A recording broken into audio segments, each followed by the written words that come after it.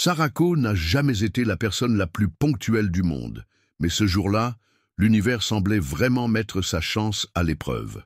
Son premier jour de travail chez Smith Enterprises avait déjà mal commencé avec un réveil défaillant, un bus en retard et un café renversé sur sa blouse, tout cela avant 8 heures du matin. Courant dans les couloirs de l'immense siège de l'entreprise, essayant d'équilibrer son sac, sa tablette et sa dignité, elle répétait mentalement le mantra « Arrive, juste arrive, arrive, juste arrive ». Mais la précipitation, comme toujours, était l'ennemi de la perfection.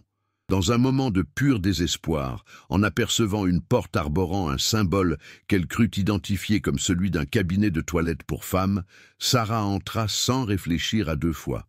Ce n'est qu'au moment où elle sentit l'étrange absence de miroir et la présence peu discrète de urinoir que son cerveau finit par faire le lien. Et alors vint le véritable cauchemar, des voix masculines s'approchant. Avant même qu'elle puisse élaborer un plan pour s'échapper inaperçue, la porte s'ouvrit, et le voilà, William Smith, le légendaire PDG de l'entreprise, imposant et vêtu uniquement d'une serviette. Le temps sembla se figer un instant. Ses yeux s'écarquillèrent, tandis que les siens se plissèrent, confus. « Quoi ?» commença-t-il, mais avant même qu'il ne puisse achever sa phrase, Sarah fit une crise de panique. La terreur envahit irrationnellement son corps. Eh bien, sûr, la seule réaction logique fut de tenter de fuir comme si sa vie en dépendait. Mais l'univers n'avait pas encore fini sa cruelle plaisanterie. Dans l'élan de sa fuite, Sarah trébucha sur le tapis, se heurta à la tête contre le chariot de nettoyage et, au paroxysme de la tragédie, retira involontairement la serviette de son propre patron. Le silence qui suivit fut si assourdissant qu'elle crut presque entendre l'écho de son âme quitter son corps. La seule chose pire que d'avoir accidentellement arraché la serviette de son propre patron était le fait qu'au lieu de s'évanouir et d'être secourue par des ambulanciers compatissants, Sarah resta parfaitement consciente pour assister à la scène dans son intégralité. Ses yeux écarquillés croisèrent les siens, lesquels exhalaient désormais un mélange chaotique de choc, d'indignation et d'horreur pure. Une seconde plus tard, comme si une alarme invisible avait retenti, William attrapa la serviette tombée et la replaça rapidement. À la taille, tandis que Sarah se débattait entre s'excuser, disparaître ou tout simplement creuser un trou dans le sol et s'y enterrer vivante. « Je n'ai rien vu !» cria-t-elle, bien que son expression disait le contraire.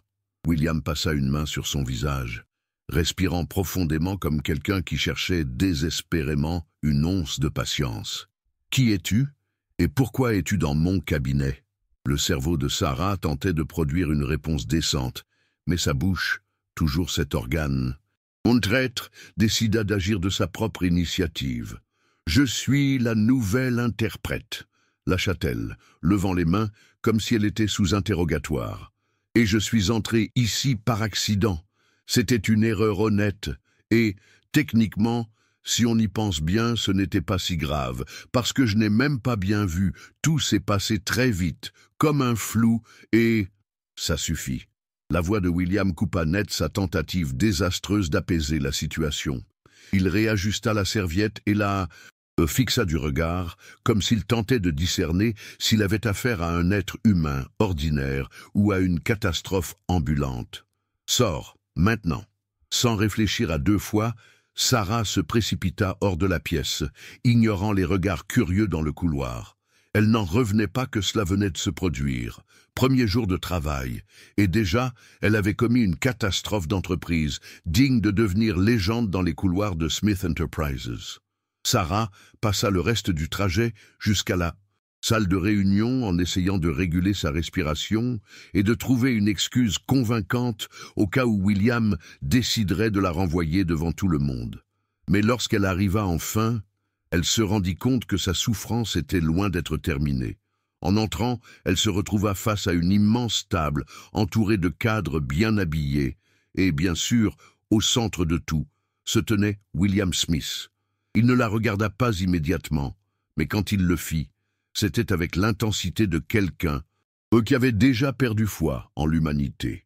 Messieurs, voici notre nouvelle interprète Sarah Coe, annonça-t-il, sur un ton qui ressemblait à un mélange de sarcasme et de défi.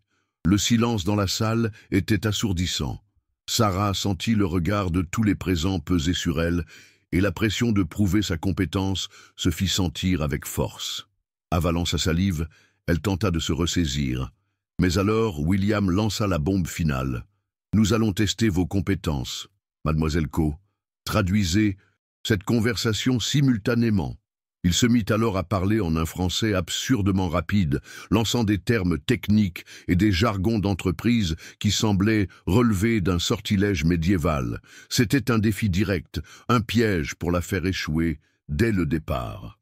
Le sang de Sarah se glaça un instant, mais ensuite quelque chose en elle se réveilla. C'était cela? Il voulait la tester? Très bien.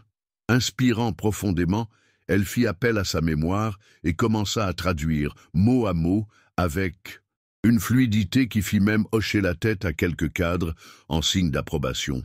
Pendant un bref instant, Sarah éprouva la satisfaction de voir la surprise se lire sur le visage de William. Il s'attendait à ce qu'elle trébuche, qu'elle bafouille, qu'elle s'en mêle dans ses mots, mais non. Elle maintint le rythme, traduisit avec précision et ajouta même de petites intonations qui dégageaient de la confiance. Lorsqu'elle eut terminé, la salle demeura silencieuse quelques secondes. Puis, l'un des directeurs étrangers hocha la tête et murmura quelque chose en français qui, si Sarah ne se trompait pas, ressemblait à un compliment. William plissa les yeux, croisa les bras. « Pas mal, » dit-il, comme si ce compliment le rongeait de l'intérieur. « Maintenant, continue. » Et alors, sans prévenir, il passa à l'allemand. S'il pensait que cela la prendrait au dépourvu, il se trompait. Sarah avait passé des années à étudier et à se perfectionner. Ce travail signifiait énormément pour elle, et rien, même pas un PDG milliardaire en serviette, ne pouvait lui enlever cela. Une fois encore, elle traduisit avec précision, et ce qui avait commencé comme un test destiné à l'humilier se transforma en une démonstration de compétence incontestable. William ne dit plus rien. Il se contenta d'incliner légèrement la tête, comme s'il réévaluait sa première impression à son égard. Lorsque la réunion prit fin, il s'approcha d'elle, la fixant de près. « Très bien, mademoiselle Coe, vous avez réussi votre premier défi, mais ne vous y trompez pas, je ne vous fais toujours pas confiance. » Sans attendre de réponse, il s'éloigna. Sarah observa William s'éloigner, ressentant le poids de cette phrase. Il ne lui faisait toujours pas confiance. Parfait. Elle non plus ne lui faisait pas confiance.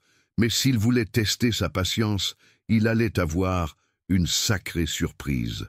Redressant ses épaules, elle rassembla ses affaires et quitta la salle, la tête haute, ignorant les regards curieux des autres employés. Cependant, dès qu'elle tourna dans le couloir et se retrouva seule, elle poussa un profond soupir, le cœur battant la chamade. Qu'est-ce qui venait de se passer? En moins de 2 heures, elle avait envahi un cabinet masculin, vu son patron en serviette et subi le test professionnel le plus insensé de sa vie. Si tel était seulement le premier jour, elle n'osait même pas imaginer ce qui allait suivre. Et comme si l'univers avait entendu ses pensées, ce qui vint ensuite fut encore pire. Le lendemain, William commença à lui attribuer des tâches absurdement compliquées, comme s'il était déterminé à la faire abandonner. Il changeait les horaires des réunions à la dernière minute, lui lançait des documents truffés de termes techniques à traduire sans avertissement préalable et la faisait accompagner lors d'appels internationaux où il alternait entre 5 langues comme s'il respirait simplement. Mais ce qu'il n'avait pas prévu, c'était la résilience de Sarah.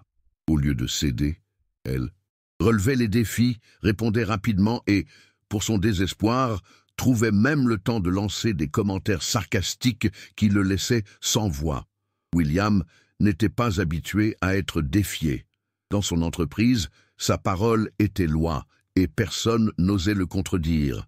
Mais Sarah ne se contentait pas d'exécuter son travail avec précision. Elle tenait à montrer qu'elle ne se laissait pas intimider.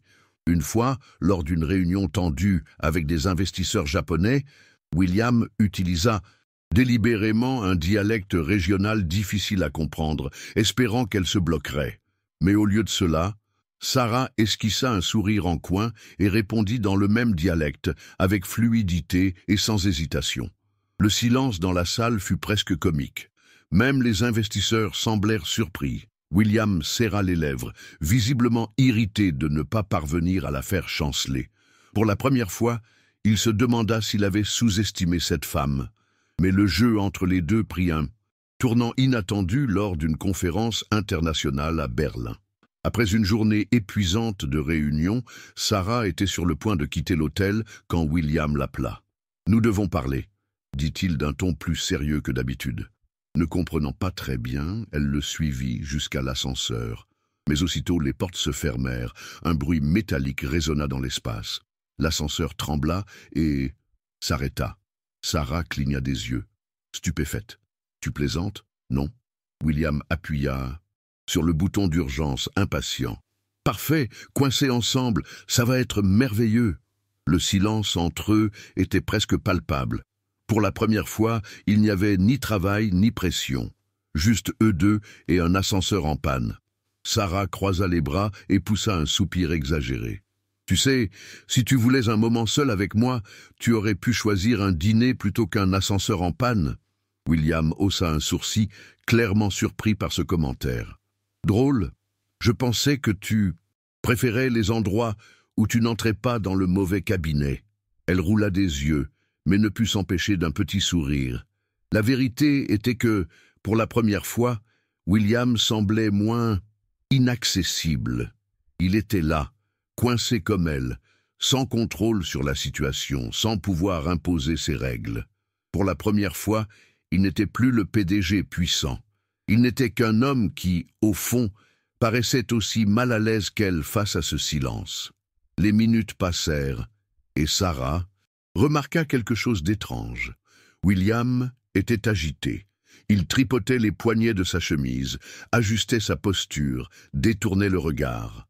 C'était subtil, mais c'était là, une légère tension qu'il tentait de dissimuler. « Tu as de la claustrophobie ?»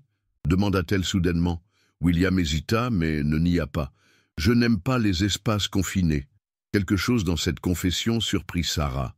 Pour la première fois, il semblait humain. « Respire profondément. On va sortir d'ici très... »« Vite !» dit-elle, essayant de garder une voix légère. William lui lança un regard furtif, comme s'il était surpris par cette tentative de réconfort. Ce fut un petit échange, mais qui changeait quelque chose dans l'atmosphère entre eux.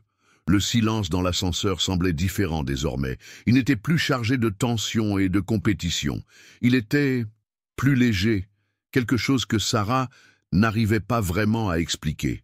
Pour détendre l'atmosphère, elle croisa les bras et lança sur un ton « Enjoué, regarde donc, le tout-puissant William Smith a des faiblesses. Qui l'aurait cru ?»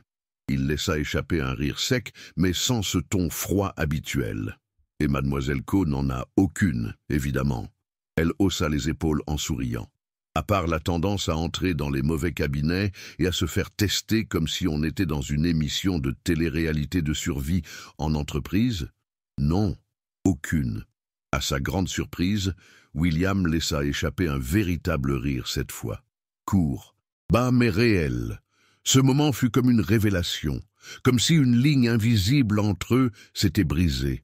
Lorsque l'ascenseur reprit finalement son fonctionnement et que les portes s'ouvrirent, quelque chose avait changé.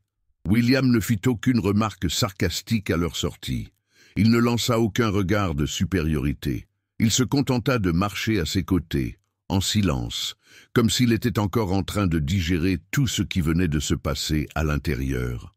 Sarah ressentit une étrange anxiété dans sa poitrine.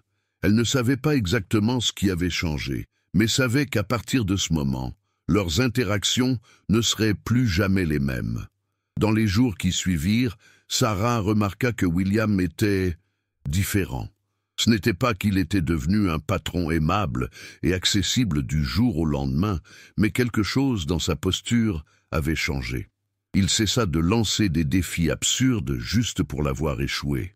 Les provocations subsistaient, mais elles étaient désormais accompagnées d'un regard différent, presque comme s'il s'amusait, et le plus étrange, il commença à venir la voir pour des choses qu'il pourrait clairement régler lui-même. Sarah, révise ces documents. Sarah, accompagne-moi pour cet appel. Sarah, j'ai besoin de ton avis sur ce rapport.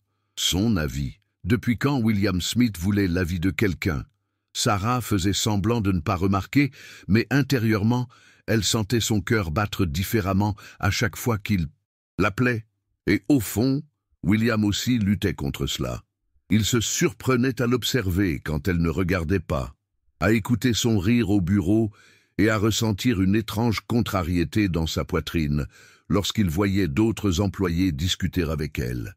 Mais le point culminant se produisit lors d'un dîner d'entreprise. Sarah était resplendissante, dans une robe élégante, et William ne put s'empêcher de la fixer plus longtemps qu'il ne le devrait. Lorsque leurs regards se croisèrent, quelque chose de silencieux passa entre eux. Ce fut rapide, subtil, mais assez intense pour que Sarah détourne les yeux et que William s'étrangle, comme s'il tentait d'ignorer ce qu'il ressentait. La soirée se déroula avec des toasts, des discours et des conversations formelles, mais Sarah sentait qu'une tension planait dans l'air. Chaque fois qu'elle se retournait, ses yeux rencontraient ceux de William, et c'était comme si le monde autour d'eux disparaissait un instant. Cependant, c'est lorsqu'elle sortit prendre l'air que tout changea. Seule sur la terrasse de la salle, observant la ville illuminée, elle sentit une présence à ses côtés. « Tu n'aimes pas les événements sociaux ?» Sa voix résonna, calme, sans ce ton autoritaire habituel. Elle esquissa un sourire en coin. « J'aime ça, j'ai juste besoin de pause pour respirer. Tu devrais essayer. » William laissa échapper un rire discret et regarda la vue, pensif. « Ça fait longtemps que je n'ai pas pris le temps de respirer. » La confession surprit Sarah. Pour la première fois, il semblait fatigué, humain. Elle l'observa un moment, tentant de le déchiffrer. « Tu sais, tu n'as pas besoin d'être cette forteresse tout le temps. » William détourna son regard vers elle, comme s'il entendait quelque chose que personne ne lui avait jamais dit auparavant. « Je ne suis pas une forteresse. »« Vraiment ?» Sarah haussa un sourcil. « Alors dis-moi, William Smith, qu'est-ce qui fait fuir un milliardaire renfrogné d'un ascenseur en Bissamsentinsan?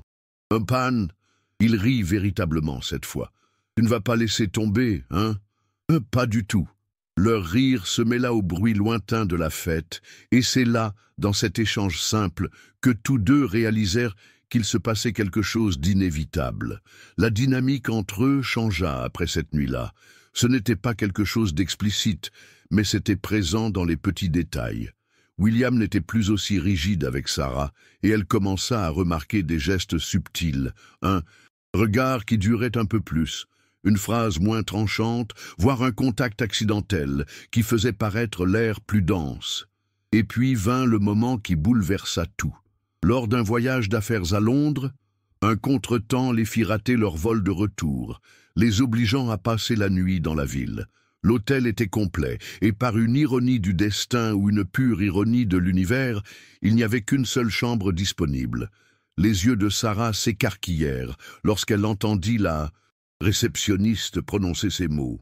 Partager une chambre avec lui? De son côté, William se contenta de soupirer. Croyez-moi, mademoiselle Coe, l'idée ne me plaît guère plus qu'à vous. Mais quelque chose dans sa manière de dire cela ne paraissait pas si convaincant. La chambre était grande, luxueuse, mais tout de même unique.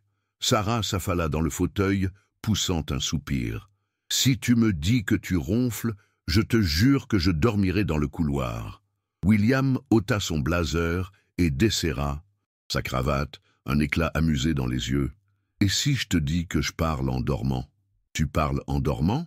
Peut-être. Tu ne sauras jamais. » L'atmosphère légère aidait à masquer la tension qui planait, mais elle était bien là, entre eux, grandissant tel un secretus. Lorsque Sarah sortit de la salle de bain en pyjama, elle trouva William assis au bord du lit, la chemise à moitié ouverte, les cheveux en désordre. La scène fit vaciller quelque chose en elle, et à cet instant, elle sut. Il n'y avait plus de retour en arrière. La nuit se déroula de manière étrangement silencieuse. Sarah faisait semblant de se concentrer sur le livre qu'elle tenait, mais son esprit était en ébullition. De l'autre côté de la chambre, William tripotait son téléphone, mais de temps à autre il la regardait, comme s'il luttait contre quelque chose en lui. L'espace entre eux semblait bien trop exigu, leur respiration trop audible.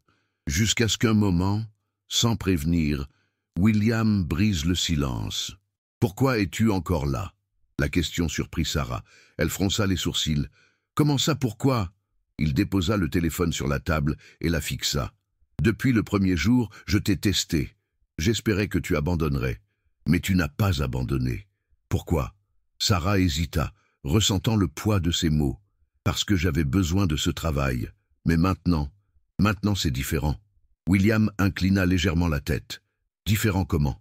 Elle mordit sa lèvre, choisissant et soigneusement ses mots. « Au début, c'était pour prouver ma valeur. Maintenant, c'est aussi à cause de toi. » Le regard de William s'assombrit, comme s'il digérait la signification de tout cela. Le silence qui suivit fut chargé, intense, jusqu'à ce que, sans réfléchir, sans plan, sans contrôle, des qualités que William avait toujours chéries, il s'approche. Sarah. Son prénom résonna presque comme un avertissement, mais il était déjà trop tard. Lorsque leurs lèvres se rencontrèrent enfin, c'était comme si des mois de tension se dissolvaient en un seul instant. Le baiser dura seulement quelques secondes, mais ce fut suffisant pour tout chambouler en Sarah. Lorsqu'ils se séparèrent, ils restèrent là, se regardant, respirant profondément, tentant de comprendre ce qu'ils venaient de faire. William semblait sur le point de dire quelque chose, mais alors, comme si le poids de la réalité s'abattait sur lui, il se retira. Cela n'aurait pas dû arriver. La phrase tomba comme un seau d'eau froide, et Sarah sentit son cœur se serrer. « Pourquoi ?» demanda-t-elle, la voix plus basse qu'elle ne l'aurait voulu. Il détourna le regard, passant une main dans ses cheveux, visiblement frustré. « Parce que je ne suis pas ce genre d'homme. Je ne mélange pas affaires, et... tout ça. » La frustration monta en elle. « Tout ça? C'est comme ça que tu appelles ça ?» William soupira, semblant déchiré entre ce qu'il ressentait et ce qu'il pensait devoir faire. « Sarah, tu es brillante, mais je... ne peux pas, tu ne peux pas ou tu ne veux pas ?» l'interrompit-elle sur un ton défiant. Le silence qui suivit en disait plus que n'importe quelle réponse. William le voulait.